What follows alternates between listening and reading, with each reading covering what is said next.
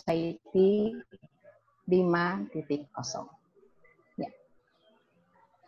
Materi pembahasan yang ingin saya sampaikan kali ini adalah mengenai kondisi pendidikan saat ini, pendidikan dalam era Society 5.0, kemudian peranan kepala sekolah. Ya. Melihat dari kondisi pendidikan saat ini, Menteri Nadiem waktu itu mengatakan pada simposium bahwa peranan pengawas itu tetap menjadi paradigma. Artinya mau tidak mau kita tetap dituntut berperan untuk melayani sekolah yang berkaitannya akhirnya itu adalah meningkatkan kualitas pendidikan. Kita sempat agak menjadi pembicaraan waktu itu, ada usulan dari seseorang yang mengatakan gimana kalau pengawas dihapuskan saja karena peranannya dianggap tidak penting. Tapi hal itu ditegaskan kembali oleh Pak Nadiem bahwa kami butuh pengawas, menurut beliau begitu, sehingga kita menjadi mitra dari kementerian. Nah, saat ini kalau dilihat dari tantangan pendidikan di Indonesia khususnya, sudah mulai melakukan kegiatan yang sifatnya memang sudah menggunakan teknologi. Kita tidak pungkiri revolusi industri 4.0 itu sudah masuk di Indonesia dan sudah mulai familiar dengan kita, di mana sebetulnya di era disrupsi inilah, kemajuan teknologi inilah yang membawa beberapa dampak khususnya buat anak didik. Ini yang sebetulnya mengawali pemikiran saya menulis tentang peranan pengawas sekolah, karena saya khawatir selalu melihat data yang menyoroti bahwa lulusan SMK itu adalah penyumbang terbesar dari pengangguran di Indonesia. Kebetulan saya pengawas SMK, jadi setiap ketemu seminar, ketemu apapun yang mengeluarkan statement itu, saya merasa bahwa ini suatu tantangan. Akhirnya tantangan ini saya harus mencari dulu data apa sih yang menjadi kekurangan kami, khususnya pengawas, kepala sekolah, dan guru, yang targetnya adalah anak-anak SMK. Nah, dari data ini di 2019, bahwa SMK itu penyumbang pengangguran sampai 8,63%. Kemudian diikuti yang lainnya. Ini 2019, kemudian saya juga mencari tahu di 2020, ternyata memang masih ada, sudah turun pada umumnya pengangguran itu, tapi masih kategori tinggi. Nah, belum selesai masalah tentang kesiapan anak siswa kita yang berkaitan dengan mereka harus bekerja, yang berkaitan dengan revolusi industri. Mengapa? Karena mereka rata-rata lulusan itu hanya dibekali ijazah saja. Kompetensi mereka di lapangan itu belum terukur secara pasti. Nah, revolusi industri itu menjadi tantangan. Berikutnya tantangan yang datang adalah mengenai konsep Society 5.0 atau masyarakat 5.0. Yang sebenarnya ini digulirkan oleh pemerintah Jepang, di mana mereka sudah lakukan Society 5.0 ini sudah lebih dulu dibandingkan kita.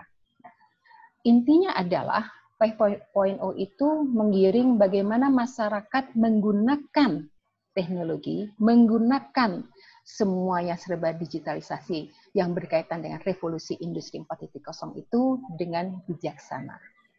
Sehingga kita dituntut menggunakan teknologi itu betul-betul dimanfaatkan. Nah, berkaitan dengan datangnya COVID ini, ternyata kita sudah lakukan itu gitu, tanpa kita sadari. Hanya sejauh mana kita mempersiapkan sekolah binaan, khususnya yang harus menindaklanjuti ini, karena mereka lah yang bertemu langsung dengan siswa. Nah, di era Society 5.0, di mana masyarakat itu mempunyai tantangan adalah memanfaatkan inovasi. Inovasi ini berkaitan dengan pada umumnya adalah menggunakan big data. Sehingga banyak sekarang sekolah-sekolah mewujudkan sekolah smart school, di mana sekolah itu sudah menggunakan teknologi internet dalam segala aspek kehidupan. Dari mulai pembelajaran, dari mulai kantin sehat, dari mulai taman, dan sebagainya. Sehingga sekarang ini menggiring sekolah-sekolah itu menggunakan teknologi yang terbarukan. Transformasi digital inilah yang mengubah kebiasaan kita yang tadinya menggunakan teknologi apa adanya, sekarang menjadi suatu tuntutan bahwa kita harus menggunakan teknologi yang terbarukan, berbasis digital, dengan banyak fitur-fiturnya yang seperti tadi disampaikan oleh Bu Diah dan Pak Johan, dan itu menjadi suatu pilihan oleh kita. Nah, itu kita harus pilih dengan secara bijaksana. Berikutnya,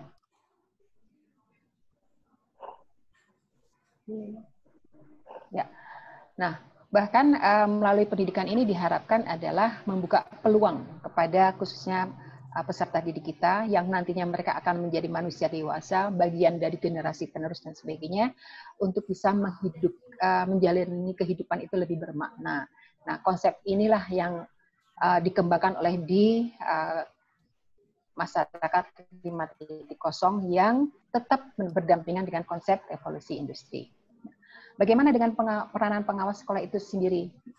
Pengawas sekolah pada tugas pokoknya adalah harus melakukan pembinaan untuk guru dan kepala sekolah.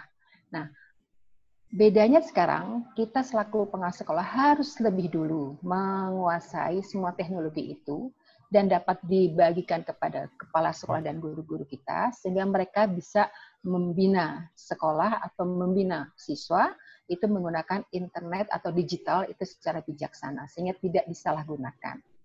Kita tidak pungkiri ada anak SMK yang bisa jadi hacker, kemudian ada hal-hal negatif yang berkaitan dengan internet, itu sudah dilakukan. Tapi bukan ke arah sana maksudnya, tapi internet ini betul-betul atau digital ini betul-betul sangat-sangat membantu dalam kehidupan manusia sehari-hari.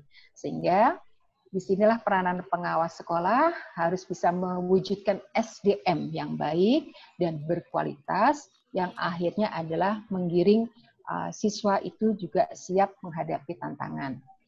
Ya. Yang berikutnya adalah masih peranan pengawas sekolah. Ini berkaitan dengan output, artinya kita berbicara siswa.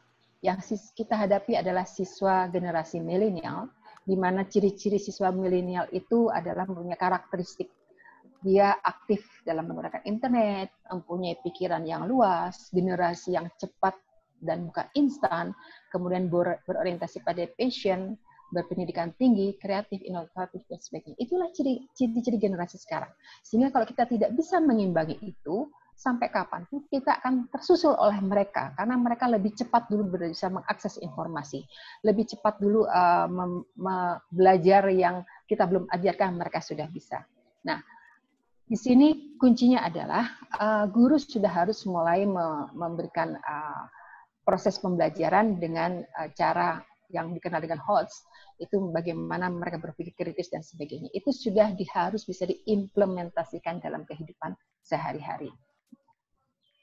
Ya, berikutnya di sini kepala sekolah, pengawas sekolah harus memberikan pelatihan khususnya bagaimana menerapkan HOTS itu tidak hanya sebagai materi atau cara pembelajaran, tapi bagaimana mereka mengimplementasikan dalam kehidupan sehari-hari. Sehingga siswa bisa melakukan ini dan tahu manfaatnya seperti apa. Contohnya saja, kalau ada siswa misalnya untuk kategori SMK, anak itu harus membuat di Jasa Boga, membuat satu makanan tradisional. Dia harus tahu apa unsurnya, kemudian bagaimana teknologi pengelolaannya, bagaimana memilih bahan-bahan yang baik dan seterusnya. Itu adalah bagian dari mereka menerapkan dalam kehidupan sehari-hari, sehingga dia tahu betul apa yang harus dilakukan itu bermanfaat, tidak hanya asal praktek, tidak hanya asal sekolah, tidak hanya asal belajar mengikuti gurunya, tapi betul-betul dilakukan dalam kehidupan sehari-hari. Nah, kesimpulannya dari semua uraian itu adalah bahwa pendidikan karakter tidak lepas dari peranan kita menghadapi era masyarakat 5.0. Dibutuhkan keteladanan sehingga pengawas sekolah harus melakukan pembinaan terhadap guru dalam karakter sebelum guru itu mengajarkan kepada siswanya. Yang kedua, dunia pendidikan harus mampu memberikan bekal bagi siswa untuk siap menghadapi tantangan zaman. kita harus bergerak lebih cepat dan bisa beradaptasi di era revolusi 4.0 di Society 5.0. Nah, motivasi inilah yang harus terus-menerus menjadi teladan kebaikan, pengawal moral, dan menjadi kemajuan bangsa. Melalui pendidikan di era masyarakat 5.0, kecerdasan akan mentransformasi dan seterusnya, sehingga dalam kehidupan sehari-hari kita menggunakan internet itu bisa dilakukan dengan kearifan yang baru. Tidak menjadi hal yang aneh lagi, tapi sudah menjadi bagian kehidupan kita yang lebih bermakna. Ya, mungkin itu Bu Diah yang bisa saya sampaikan, dan ini paparan saya, silahkan dikritisi atau ada saran untuk menambah tulisan saya lebih baik lagi. Terima kasih. Terima kasih Bu Dina paparannya. Bapak Ibu semua, ini masih ada waktu 10 menit, dipersilahkan yang mau mengajukan pertanyaan. Ada Pak Bambang. Ada Pak Bambang. Pak Bambang dari? Ya Bu, terima kasih Bu Dina. Oh iya, silakan Pak Bambang. Dari paparan Ibu tadi kan ada 8, sekian persen SMK yang menyumbang pengangguran ya Bu ya? Iya, betul. Itu untuk SMK yang jenis apa Bu? Bisnis manajemen atau yang lain termasuk prodinya? Mungkin ada prodi yang sudah jenuh sehingga kita pengawas bisa memberikan rekomendasi kepada kepala dinas untuk menutup sekolah atau prodi itu. Iya, baik. Data itu. Terima kasih Bu. Terima kasih Pak. Ya, memang kalau informasi prodi yang sudah ditutup itu kita tahu ada kurang lebih 7 prodi ya Pak yang ditutup, antara lain seperti administrasi perkantoran dan seterusnya itu. Nah, tetapi memang kemarin dari 8, sekian persen itu yang tidak ada jawabannya adalah mereka banyaknya dari prodi mana.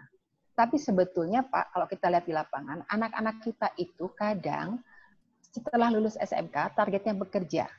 Masalahnya bekerja apa aja gitu, tanpa dia tidak lihat linear dengan pendidikannya. Nah, itu menjadi masalah pertama.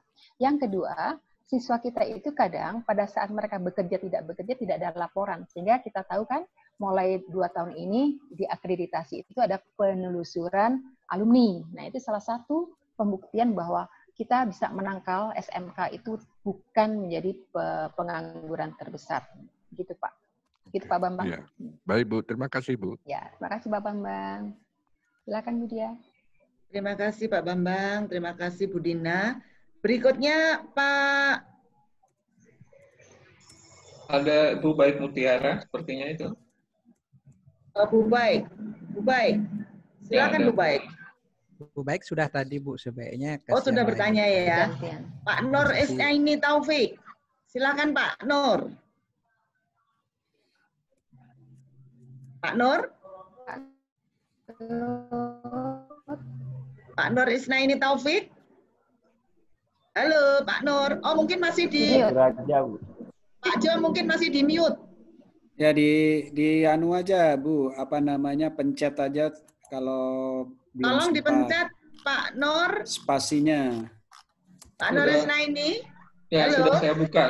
Atau Pak Ngakan bisa bantu itu. Pak Nurnya sudah saya buka. Ibu Baik Mutiara dah. Ya, silakan. Silakan. Pak Nur nggak ada ya? Bu Baik mau tanya lagi. Pak Nur sudah Bu, tadi sudah bicara Pak Nur. Oh Pak Nur sudah bisa nyambung. Halo Pak Nur. Oh iya, silakan Pak Nur.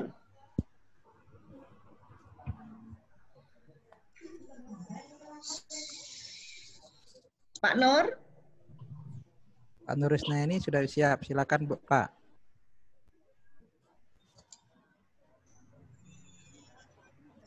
Ya, mungkin kalau belum, Bu Siti Aminah mungkin sudah siap. Bu Siti Aminah. Ya.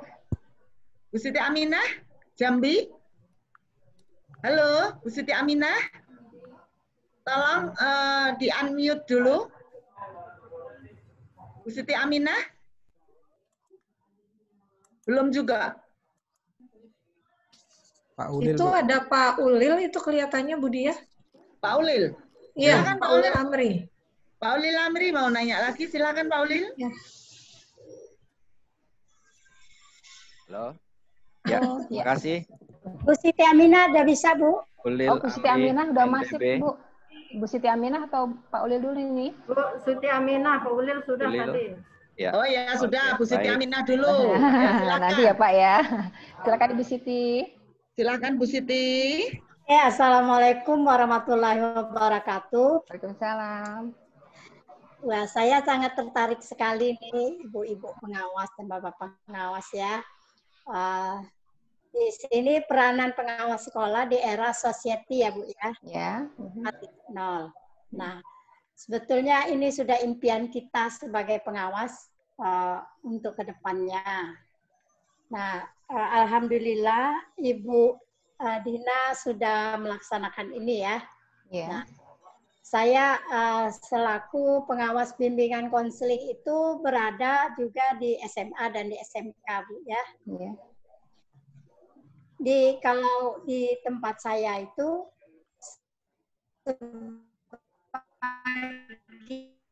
sebagian kecil gitu, bukan sebagian besar, guru-guru SMK itu juga belum melek teknologi gitu. Ya. Apakah di sekolah binaan Bu Dina mengalami seperti itu? Kira-kira apa hambatan Ibu Dina dalam melaksanakan pembinaan pengawas sekolah untuk era society 5.0 ini? Ya, Langkah apa yang bisa kita lakukan gitu ya Bu Dina? Ya. Terima kasih sharing experience-nya. Ya, ya. Baik, terima kasih. Saya langsung ya Bu Dia. Ya, oke. Ya, terima kasih Bu Dia. Jadi Ibu, sekolah binaan saya kebetulan jumlahnya itu ada 17 SMK di Kabupaten Bogor. Dan tentunya tidak bisa satu persatu saya merangkul mereka dalam segala hal. Sehingga saya membuat ini kelompok-kelompok kecil, dikelompokkan berdasarkan kemampuan sekolah. Ya. Nah, saya selalu rutin minimal 1 bulan sekali itu rapat pembinaan dengan para kepala sekolah dan tempatnya itu berputar Ibu. Jadi sekolah A kita kumpul di sekolah A, sekolah B dan seterusnya. Kita pengawas dan kepala sekolah tahu bagaimana kondisi sekolah di antara lingkungan kita sendiri. Nah, pada saat kita melihat sekolah yang sudah maju atau sudah terpenuhi semuanya, mungkin kita bisa mencontoh apa yang bisa dilakukan. Begitu pula dengan sekolah-sekolah yang memang kemampuannya belum ada. Sehingga saya membangun di sini kolaborasi, Ibu. Jadi kolaborasi ini saya bangun pada semua sekolah binaan saya, apapun masalah Anda, itu masalah kita bersama. Baik dari operator lah, baik dari kepala sekolah, bendahara, dan sebagainya, apapun masalah itu menjadi satu kesatuan. Sehingga kalau ada operator A mengalami kesulitan, mereka tidak akan segan-segan bertanya ke sekolah yang B dan seterusnya. Dan itu sudah menjadi satu kesepakatan. Nah, menangani guru-guru yang kurang atau gaptek lah katakan seperti itu langsung berkelompok-kelompok saja Bu. Sehingga tanpa terlihat dengan nyata mereka itu punya kekurangan. Padahal ada Bu, 1, 2 itu ada, selalu ada. Nah, karena ada kelompok-kelompok kolaborasi inilah sehingga mereka terbantukan. Yang terkadang guru itu malu ya Bu mengakui kekurangannya kan. Kalau dia kurang ini, kurang itu dan sebagainya. Tapi pada saat dia dikelompokkan ke kelompok-kelompok kecil mereka akan lebih terbuka. Dan yang membantu pun yang menjadi tutor di antara mereka pun akan dengan senang hati memberikan bimbingan atau pelatihan singkat untuk mereka. Demikian Bu Siti. Ya, terima kasih Bu Dina. Sama-sama. Terima kasih Bu Dina, terima kasih Bu Siti Aminah. Ini mungkin kesempatan terakhir. Kalau Pak Ulil sudah, tadi ini gantian Pak Nur sudah masuk Pak Isnaini. Pak, silahkan. Pak Nur. Halo, Pak Nur. Dipersilakan, sudah siap untuk bertanya? Halo. Pak Nur Isnaini. Pak Nur di unmute mungkin ya. Di unmute. Sudah unmute Pak. Sudah Tolong saya Pak Edi. Oh sudah. Sudah. Silakan Pak Nur. Kayaknya nggak ada orangnya nih. Nggak ada orangnya. Ada. Saya siap nanya. Nggak bisa masuk gitu. Berarti unmute. Oke, silakan Pak Ulil. Pak Ulil Amri, silakan. Balik ke Pak Ulil Amri. Ayo, Pak Ulil silakan. Silakan. Pak Ulil. Halo. Ulil. Tenggelam lagi. Tolong nah, baik. Nah, ya, silakan. Saya Ya. agak kesulitan mengunmute sendiri ini. Harus dari sendiri. Ya, terima kasih. Makalah yang disampaikan sama Ibu tadi menarik, namun saya tidak menanyakan secara teknis dari isi makalahnya. Hanya ada tadi satu, karena ini sudah terjadi di guru-guru, walaupun tidak semuanya, ada hal yang nyinyir yang disampaikan, yaitu seperti salah satu sekarang ini ada era 5.0 yang disampaikan. Jadi apa kira-kira kiat terbaiknya Ibu dalam menangkal nyinyiran dari beberapa guru yang menyatakan bahwa belum selesai era 3.0 aja sudah langsung 4.0. Sekarang ada 5.0 lagi. Bagaimana Ibu punya kiat untuk hal ini? Mungkin itu saja Ibu. Terima kasih. Baik. Ya, terima kasih. Silakan Bu Dina. Langsung ya Bu Dia. Ya, baik. Terima kasih Pak Ya, Ulil. silakan Bu. Ya, jadi berlanjut tadi dengan jawaban Bu Siti Aminah. Pak, jadi pada saat saya melakukan pembinaan setiap sebulan sekali dan keliling-keliling ke beberapa sekolah, itu tidak saya sendiri Pak. Jadi saya dengan para kepala sekolah binaan saya datang ke sekolah A. Nanti bulan depan ke sekolah B. Itu terus menerus. Nah, guru-guru bersangkutan yang ada di yang kami datangi itu ikut berkumpul. Sehingga pada saat mereka bertemu atau mendengarkan sendiri paparan dari saya atau teman-teman kepala sekolah mengungkapkan bagaimana saya mengajak mereka untuk maju, akhirnya mereka paham. Karena saya katakan kepada mereka, saya larinya cepat nih. Kalau kalian mau lari cepat, ayo sama-sama lari. Tapi kalau saya lari, kalian tetap diam di tempat, siapa yang akan pergi? Saya atau kalian? Saya bilang gitu. Karena tugas kami sebagai pengawas kan selalu ada rotasi perputaran tugas Pak di Kabupaten Bogor itu gitu. Setiap 2-3 tahun sekali itu kami berputar tempat. Nah, saya katakan pada mereka, sehingga tantangan itu saya katakan seperti itu, mereka langsung terbangunkan. Oh iya, kalau versi sama Bu Dina itu kita harus gerak cepat, harus semua terbarukan, harus semua lebih dulu. Nah, itu yang saya tanamkan pada mereka. Saya katakan, saya tantang, untuk apa saya capek-capek membina sekolah Bapak Ibu kalau nggak mau maju? Apa fungsinya pengawas gitu kan? Saya nggak mau pengawas asal datang begitu saja, tidak bermakna. Sehingga saya katakan pada mereka, saya datang ke sekolah Bapak Ibu, melakukan pembinaan ke semua sekolah binaan saya harus lebih maju, harus lebih unggul. Saya tidak mau sekolah saya biasa-biasa saja. Begitu Pak. Jadi kita berikan motivasi pada mereka. Begitu ya Pak Ulil? Terima kasih. Ya, begitu Bu Dia. Ya, terima kasih Pak Ulil, terima kasih Bu Dina. Ya. Dengan demikian waktu sudah habis Bu Dina. Ya, terima kasih paparannya. Ya. Oke. Oke. Terima kasih Bapak dan Ibu. 3 pemateri dari mentor sudah selesai menyampaikan paparannya. Berikut akan diberikan kesempatan kepada 3 peserta yang akan menyampaikan makalahnya pada hari ini. Yang pertama adalah Bapak Utungakan, yang kedua Bapak Sunardi, yang ketiga Ibu Rini Herlina, dan nanti yang menjadi moderator dan notulis itu nanti akan bergantian. Pemapar berikutnya adalah Pak Mutungakan, kemudian yang menjadi moderator adalah Ibu Rini Herlina. Dipersilahkan. Ya. Waktu baik Bu Dia, terima kasih banyak.